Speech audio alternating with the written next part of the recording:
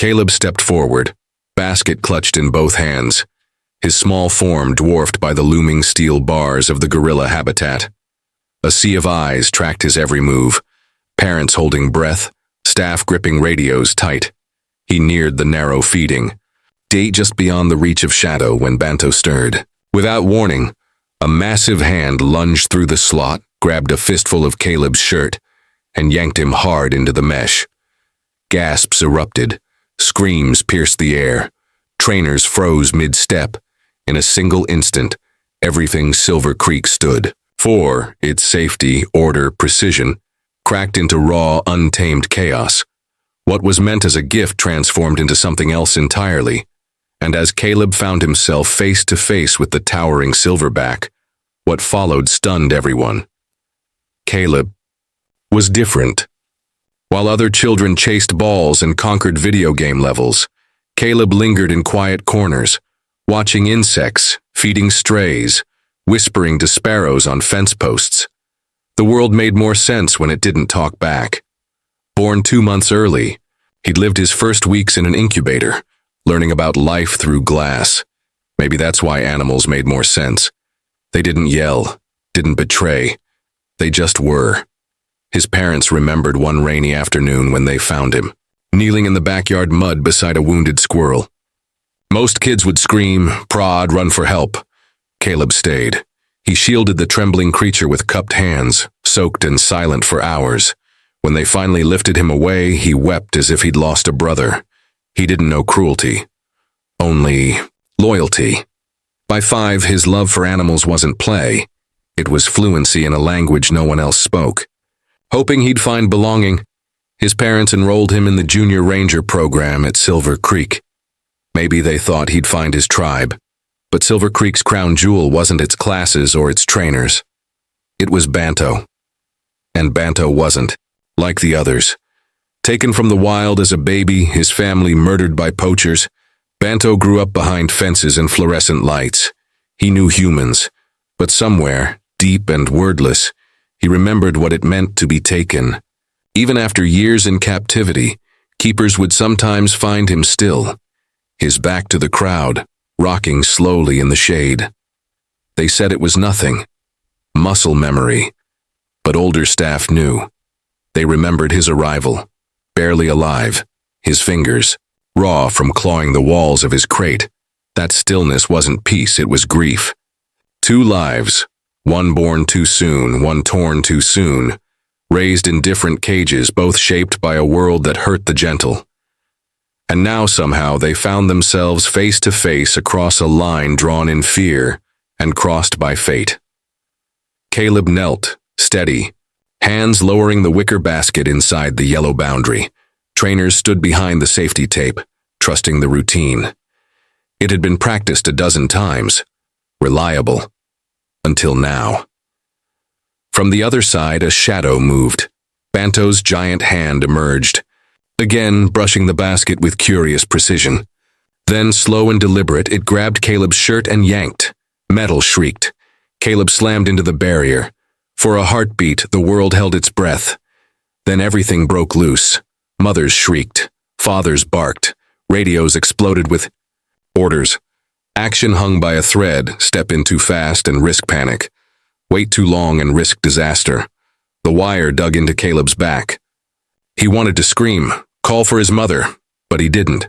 He looked up, and what he saw wasn't anger. It was surprise. Banto's grip was strong, but not crushing. Anchoring, as if to shield Caleb, not harm him. In that second, Caleb wasn't a ranger in training. He wasn't even a child. He was something else, something wild, something sacred. All the sanctuary's promises dissolved under the weight of that truth. Across the enclosure, 2 juvenile gorillas noticed the stir. They crept closer, playful, impulsive, unpredictable. Trainers barked warnings into radios. Eyes on the juveniles. Block the north wall. If they jumped in, chaos would explode. Banto knew it. A deep, thunderous grunt burst from his chest. A warning. The juveniles halted. One stepped closer. Banto bared his teeth, feral and fierce. They backed away, chastened, vanishing into the undergrowth. Banto turned back to Caleb, and in that silent exchange, something ancient passed between them, beyond language, beyond reason. Behind the fence, Caleb's parents shouted his name, their cries cracked and desperate. Visitors scattered or froze, some filming, others praying. But in the space between child and gorilla, there was calm. Caleb didn't move, didn't cry. Banto didn't squeeze, didn't snarl. They just remained, entwined by accident, held in the balance between fear and faith. Banto's gaze wasn't full of rage. It held something deeper, intention. The storm roared across the sanctuary. Staff scrambled, radios barked commands. Fingers hovered over triggers. In the crowd, Caleb's mother screamed, raw and unfiltered. His father lunged at the fence, pulled back by guards in a tangle of limbs and shouts. Inside the mesh, Caleb hung quietly, not resisting, just watching. Banto's arms encircled him, not tight but careful, protective. And then a tremor. Not from rage, from fear. In the command tent, arguments clashed. We take the shot. No, it could trigger aggression. Do nothing and he dies. The lead trainer, hands trembling around her radio, whispered, He's not attacking. He's shielding him. Protocol demanded immediate action, but something deeper made everyone hesitate. Because in Banto's body language, they saw the impossible. The wild wasn't threatening the boy. It was sheltering him. A young trainer, desperate, raced behind the enclosure. He opened a side hatch, revealing a cart stacked with Banto's favorites, figs, bananas, sugarcane. Grabbing a slice of melon, he held it high. Come, Banto. It's okay. Come here, boy. The silverback's ears flicked, muscles tightened. Hope hung on a thread, but Banto didn't move. He stayed between Caleb and the world, watching the humans with eyes that seemed to ask, Can I trust you? The juveniles lingered at a distance, tense, ready to explode into chaos if something went wrong. And there it was, the fracture. Trust the system and risk the boy. Trust the wild and risk everything else. Everything they thought they knew teetered, on the edge. For once, it wasn't just about saving the boy. It was about redefining what saving even meant. One trainer's finger tightened around the trigger of his dart gun. The lead trainer saw it, stepped into his line of fire, blocking it with her own body. Wait, she whispered. Just wait. The seconds dragged, slow and suffocating. When we fear the wild, are we protecting it or protecting ourselves? The answer blurred, slipping further away with every heartbeat. The team stood still, dart guns raised, lungs barely moving. Caleb's parents clung to one another, praying and bracing in the same breath, waiting for a scream they might never recover from.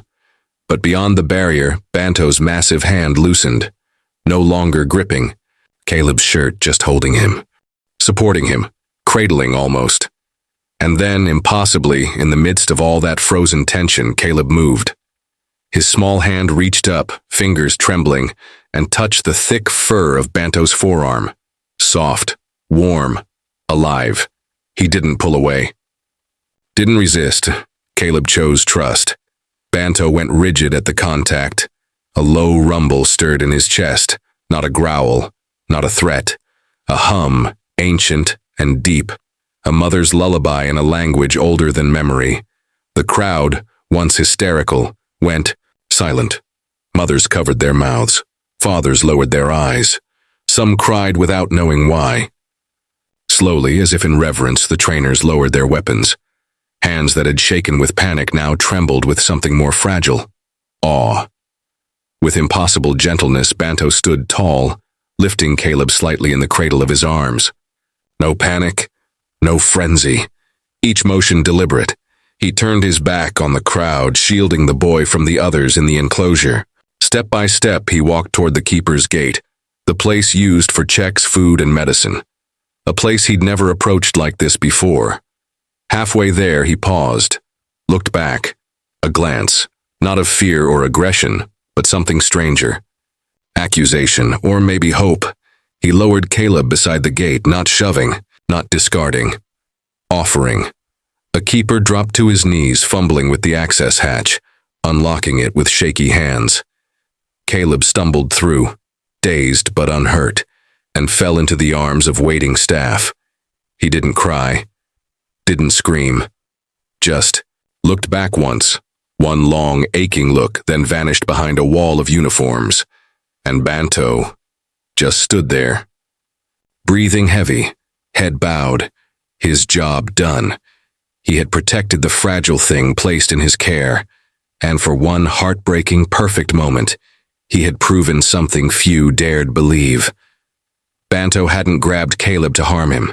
He had claimed him, like an orphaned infant in the wild, fragile, innocent, his. The twist wasn't in what Banto did, it was in what people expected him to do. They saw threat, he offered trust, and in doing so, revealed something raw beneath humanity's polished facade. Sometimes the wild is more human than we are. As trainers crowded around Caleb, no one noticed Banto backing into the shadows of his habitat. No cheers, no comfort. Just the heavy truth. The world outside would never understand what had happened, or what it had cost. Caleb was lifted gently, arms flung around his mother's neck the instant he crossed the threshold. His father held them both, clinging like a man who'd almost drowned. Medics rushed in, minor scrapes, shaken nerves, nothing more, at least not on the surface. Banto watched from behind the mesh. Silent. Still, no anger, no fear. Just a quiet grief that had no name. By nightfall, a decision was made. Banto would be removed from public view, moved to the sanctuary's farthest corner, built for the unpredictable, the dangerous, the broken. There, no child's laughter would reach him. No eyes would meet his through the wire. No second chances. Feeding routines were rewritten, safety zones redrawn, interaction privileges revoked. The official thaw. Report said the incident had been contained, a risk managed, a success. A spokesman on local news insisted the child was never in real danger, though his voice betrayed the lie. Privately, those who had seen it knew better. They'd witnessed a creature follow instinct, not to destroy, but to protect, and be punished for it. In the days after, Caleb didn't understand.